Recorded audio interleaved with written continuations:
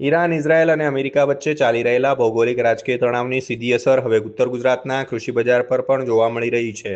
ખાસ કરીને ગલ્ફ દેશોમાં નિકાસ થતા બટાકાના પરિવહન ખર્ચમાં ધરખમ વધારો થતાં વેપારીઓની હાલત કફોડી બની છે. યુદ્ધની સ્થિતિને કારણે શિપિંગ લાઇનો દ્વારા વિવિધ રિસ્ક ચાર્જ વસૂલવામાં આવતા બટાકા મોકલવા હવે મોંઘા સાબિત થઈ રહ્યા છે. ગલ્ફ દેશોમાં બટાકાની નિકાસ માટે જે કન્ટેનરો જાય છે તેના પર યુદ્ધના કારણે વીમા પ્રીમિયમ અને અન્ય સરચાર્જ વધારી દેવામાં આવ્યા છે. આ વધારાના ખર્ચને કારણે બટાકાનું લેન્ડિંગ કોસ્ટ એટલે કે પડતર કિંમત ઊંચી જઈ રહી છે.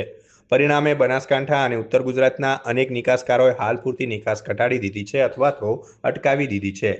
ગ્રીનફ્લાય પ્રાઇવેટ લિમિટેડના ચેરમેન ફૂલચંદભાઈ કછવાએ આ અંગે વિગતો આપતા જણાવ્યું હતું કે ગલ્ફ પ્રદેશોમાં જતા બટાકાના કન્ટેનરો પર હાલમાં વધારાના ચાર્જ વસૂલવામાં આવી રહ્યા છે, જેના કારણે એકંદરે કોસ્ટિંગ વધી ગયું છે.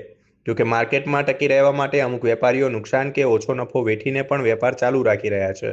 પરંતુ જો યુદ્ધ લાંબુ ચાલશે તો સ્થિતિ વધુ વિકટ બની શકે છે. હાલમાં એક તરફ સ્થાનિક બજારમાં બટાકાના યોગ્ય ભાવ મળી રહ્યા નથી, ત્યારે બીજી તરફ નિકાસમાં અવરોધ ઊભો થતાં ખેડૂતો અને વેપારીઓ બંને મુશ્કેલીમાં મુકાયા છે.